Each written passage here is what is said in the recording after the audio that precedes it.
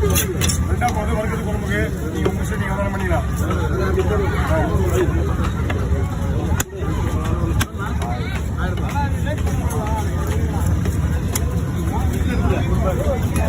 ரெண்டு சேர்ண்ணா வண்டி இருந்து ஆசைப்படுறத விட இந்த மீன்களை வாங்கி போயிட்டாப்புல.